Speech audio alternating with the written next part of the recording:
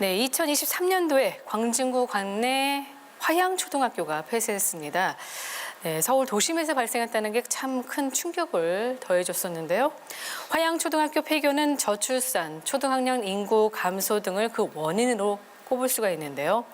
특히 광진구 같은 경우에는 출생수는 2017년 대비 45.5%, 초등학교 정령 아동수는 13% 이상 줄었습니다. 사실 이것은 광진구만의 문제가 아니죠.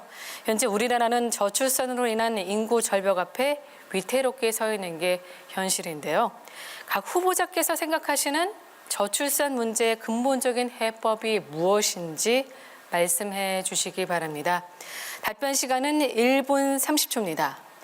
김병민 후보부터 답변해 주시죠. 아이 키우기 좋은 광진을 기억하십니까? 제가 4년 전 국회의원 선거에 출마했지만 낙선했던 그 당시 포스터에 적혀 있었던 제 선거의 구호였습니다. 저는 광진이 아이 키우기 좋은 자치구가 됐으면 좋겠다는 꿈을 가지고 있었고, 우리 광진에서부터 아이 키우기 좋은 정책들이 펼쳐져 나간다면 대한민국 전체가 아이 키우기 좋은 나라로 갈 수 있다는 꿈과 희망을 갖고 있습니다. 저는 다둥이 아빠입니다. 아이를 키우다 보면 외벌이로 혼자 생활하는 가장이 이 모든 가족의 생계를 꾸려나가는 게 얼마나 힘든 일인지를 잘 알 겁니다. 저출산 문제 해결의 가장 첫 번째 근본적인 키는 일가족 양립이 일과 이 가정의 양립이 가능한 사회를 위한 새로운 문화를 조성하는 일일 겁니다. 경력 단절 여성의 문제를 해결하고 실질적으로 일할 수 있는 여성이 아이를 키울 수 있는 좋은 환경을 만들어주는 일에 집중해야 됩니다.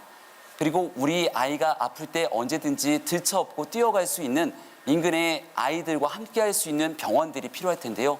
서울 시립 어린이 전문병원을 광진구에 유치해서 24시간 우리 아이가 아프고 힘들 때 언제든지 응급처치가 가능한 동부권 거점병원을 광진구에 유치시켜낼 겁니다.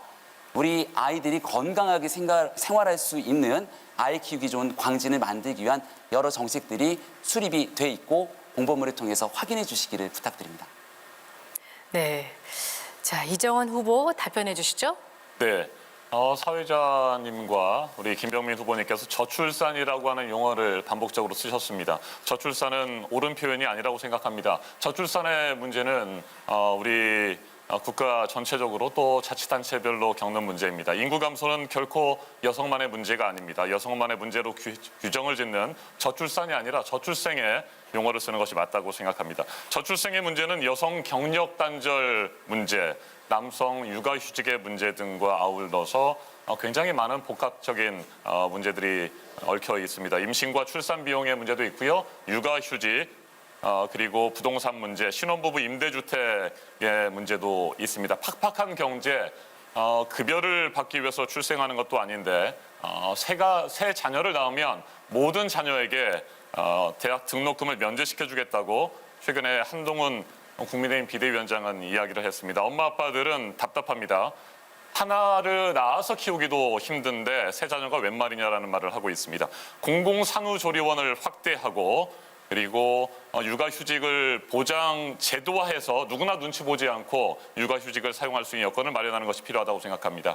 청년 신혼부부의 임차 보증금을 확대 지급하는 부분도 필요하고요. 월세 세액공제, 기준 시가를 상향 조정하는 문제들도 있습니다. 복합적인 문제들 함께 다루고 준비하고 있습니다. 공약집을 통해서 보실 수 있습니다. 자, 그럼 답변 들었는데 이에 대한 후보자들 간의 보충 질문과 답변이 이어지겠습니다. 보충 질문은 30초고요. 답변은 1분 30초 안에 해주시면 되겠습니다. 먼저 김병민 후보부터 해주시죠. 네, 이정원 후보의 저출생 또 저출산과 관련된 이러한 정책 공약들을 들었는데요.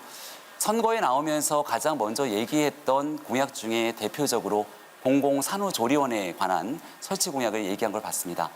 그렇다면 이정원 후보께서 생각하시기에 우리 광진구에 있는 어린 아이들과 함께 아이 키우기 좋은 광진, 또 엄마 아빠가 행복한 광진 중에 가장 필요한 우선순위를 공공산후조리원 설치로 꼽은 이유가 무엇이며 이 공공산후조리원 설치를 어디에 어떤 방식으로 마련하게 될 건지 두 가지 답변을 부탁드리겠습니다.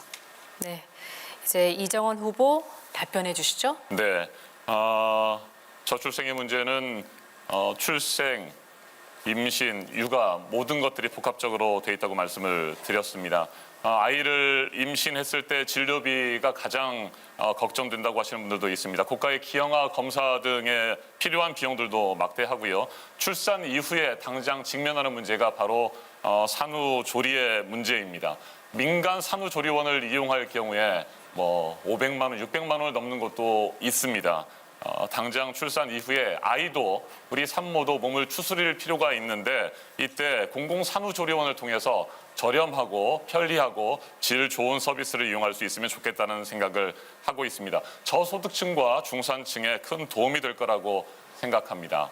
네, 공공산후조리원을 저는 광진 갑 지역에 최소 2곳 이상 마련할 필요가 있다고 생각합니다. 다른 자치단체에서도 비슷하게 공공산후조리원을 만들어서 좋은 평가를 받고 있는 곳들이 있습니다. 아이를 낳아서 걱정 없이 키울 수 있는 환경, 공공산후조리원부터 시작할 수 있다라고 저는 판단을 하고 있습니다. 그리고 공공육아방을 확충하는 부분도 있고요. 장난감 도서관을 설치하고 확대해서 아이들이 질 좋은 장난감을 편리하게 빌려서 사용하고 또 반납할 수 있는 그런 여건들 만드는 거 필요하다고 생각합니다.